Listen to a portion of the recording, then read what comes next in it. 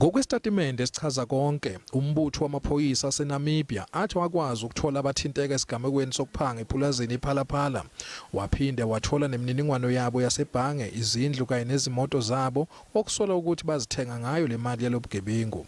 Iziphathimandla zaseNamibia zabe seyithinta ihhovisi likamshushisi jikelele ukuze kubanjwe izimpahla, kodwa zithi ngenxa yokungatholi umyalelo ovela kozakwabo kuleli zagcina zidedelwe izimpahla. Okwamanje ungqongqoshe wezobulungiswa kuleli uthi maye sazolandelela lolu daba kozakwabo baseNamibia. Kusenjalo, uphiko lamaHawks luthi alukwazi ukuphawula njengoba uphenyo luqhubeka. Luthi uma nje seluphothulwe nedokodo ladlulisela kwiNPA yilapho ke luzoqala khona ukulandelela lolu daba. Amaqembu aphikisayo eNamibia afuna incazelo. There is a very important case in our neighboring republic, South Africa, which we are told our police is involved.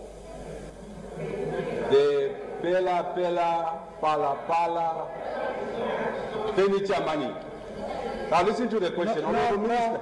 No. Now, Honorable Minister, I want to know from you. There was no case reported in South Africa. How is it possible that our police force was involved in investigating a case that was not reported in a host country? No. uMengameli Ramaphosa wacela kwehliswe imimoya mayelana nalolu daba.